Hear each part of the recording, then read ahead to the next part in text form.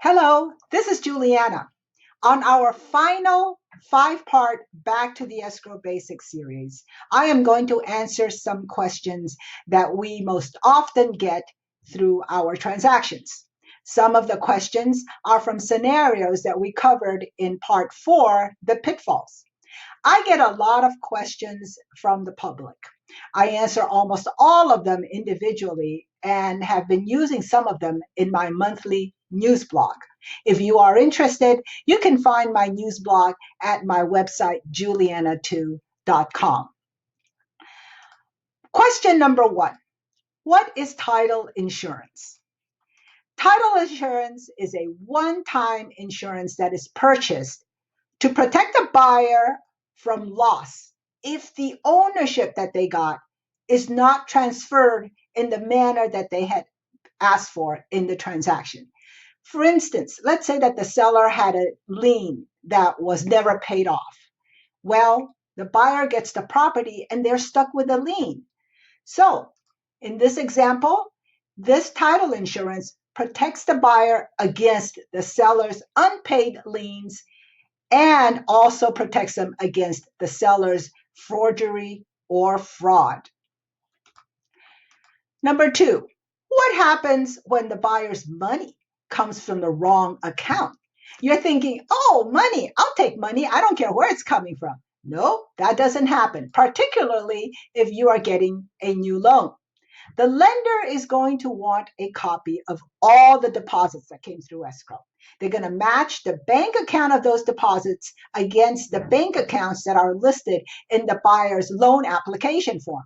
So if the bank account is not the same, the lender is going to make the buyer to redeposit into escrow the amounts that are called for. Of course, if you want to get the money back, the buyer has to sign an amendment, as well as the seller, by the way, to release this money back to the buyer, because any money that comes into escrow can only be released back if it gets two parties' signatures. Question number 3. What happens when the seller passes away? Does the transaction continue? Yes, it does.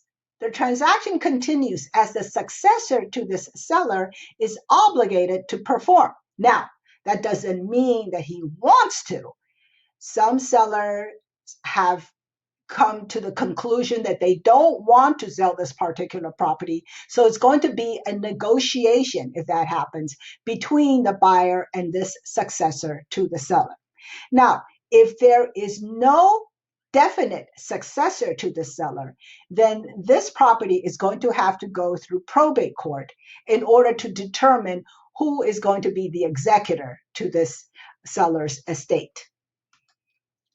Number 4, why does it matter if the property is transferred without going through escrow or getting title insurance?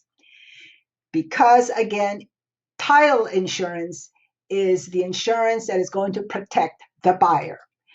So if there is a lien against a party who in that time owned a property, that lien attaches directly to the property.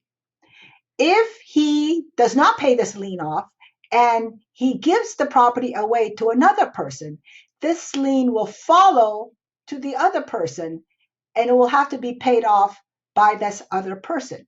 So as it gets transferred on, it means that the future owners have to deal with this lien. When you go through escrow, this lien is going to be found and we'll have to resolve it at the closing. So that's why you have to go through escrow. When you have a number of previous owners that were in title, we are going to ask for the personal information from all these owners to check to see if there are any of these liens that appear. We are also going to ask them to sign an affidavit.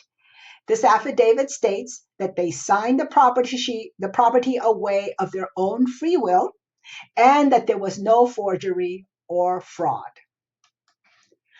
Do I have to go through escrow though to transfer the ownership to my children? No, you don't. If this transfer is a gift where there's no money, then you don't really need to go through escrow. But you still have to find a company or somebody who's going to be able to draw the deed correctly.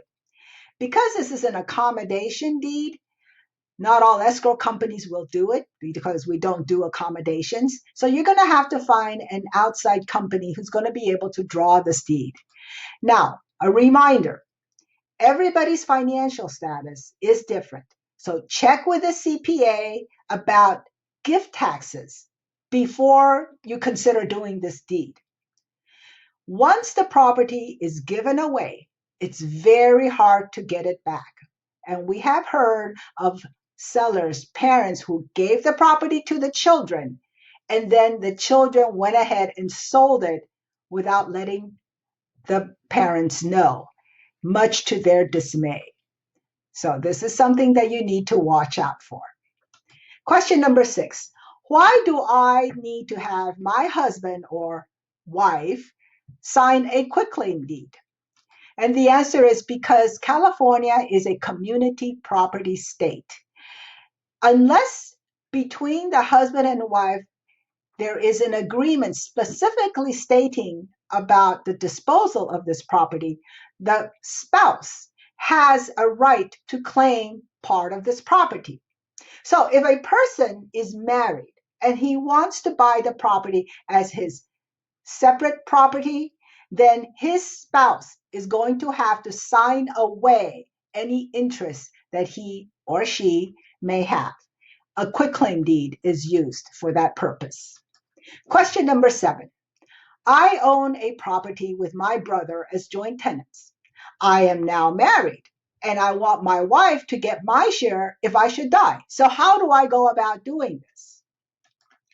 You are going to need to break the joint tenancy by signing a deed with your brother and grant it to your brother as his undivided interest and you and your wife as husband and wife, as joint tenants, as to your undivided interest, tenancy in common.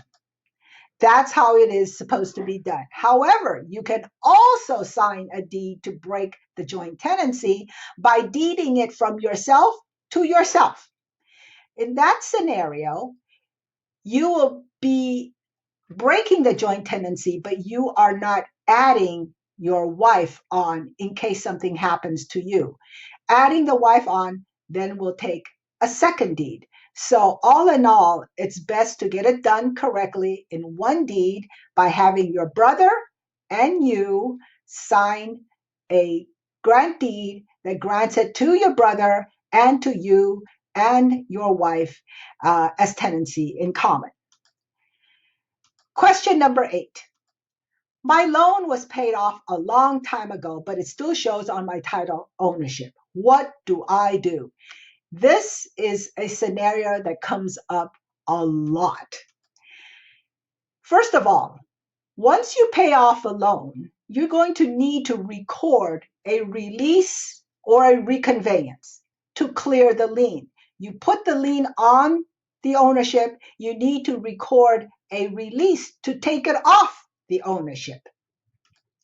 So the first thing that I ask my clients to do is to check all their old paperwork for some sort of correspondence from this lender. Sometimes they did send a letter that says, congratulations, you have paid off your loan. Here's a release and a reconveyance. Be sure that you record it. Well, not all the time, of course, or we wouldn't have this problem. Most of the time, the lender either sent it to you, you never got it, or you moved away, something happened, and now you're stuck. Is there a loan number? Because if there is a loan number, then you can go ahead, along with your escrow officer, do a little bit of detective work. You're going to search out the lender and contact them. Now, that's not as easy as it sounds, because a lot of lenders have sold, combined with others. For instance, Glendale Federal, Home Savings of America, Washington Mutual. All these lenders do not exist anymore. They have been combined into other lenders. But once you find that lender, then what you're going to do is you're going to request them to research this old loan and see if they can issue the release. It is going to take some time, to tell you the truth. And if your escrow is trying to close, well, then this may call for a little bit of an extension. If you cannot find a lender, and this happens when the lender happens to be a private citizen, a private individual, then we do have a little bit of problem. We're going to need to get a lost beneficiary bond, and escrow can help you to do that. And you're going to have to pay some money to get this bond, as well as provide as much paperwork as you have regarding the payoff of this loan. So the moral of this question is as follows. When you are paying off a loan outside of escrow, follow up with the lender for a release document. Don't assume that it's all done. You just write the check, mail it out, and voila. It doesn't happen that way. Today, I am wearing my t-shirt, as you can see. It says, to be or not to be.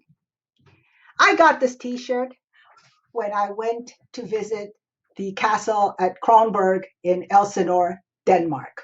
Supposedly, this is where Shakespeare set his play Hamlet. And in Act 3, Scene 1, Prince Hamlet says, to be or not to be? That is the question. Thank you all for watching. I appreciate the time you took to go through this with me. Please be sure you subscribe. And if you have any other questions, please go ahead and contact me. Thank you.